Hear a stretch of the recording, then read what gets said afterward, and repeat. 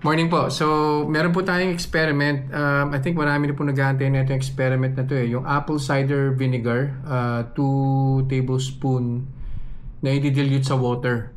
Tapos iinumin po 30 minutes bago kumain. So, gagawin na po natin siya. I bought a crispy chicken sandwich from McDonald's. So, madali po siyang magpa-spike ng blood sugar. So, today, I'll eat the crispy chicken sandwich, and then tomorrow, before I eat the same sandwich, iinom po ako ng apple cider vinegar. So let's do this. Baseline po muna tayo.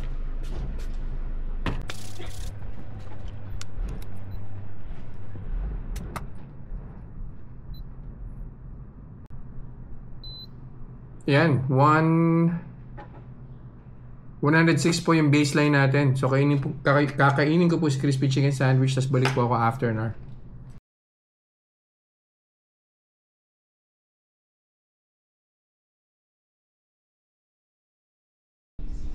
One hour na po. Kuha na po tayo ng blood sugar.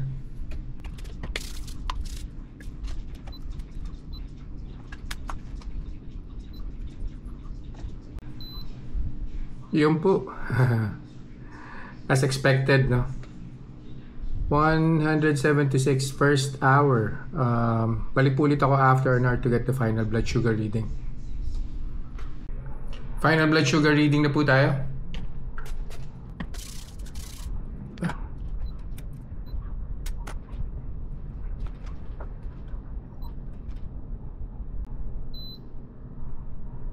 Yan, bubaba po ng bahagya, no? Well, definitely on the third hour, bababa na po yan.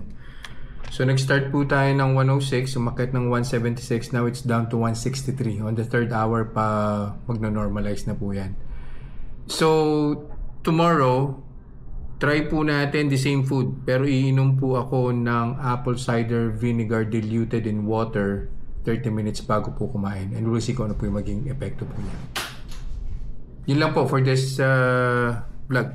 See ya. Bye.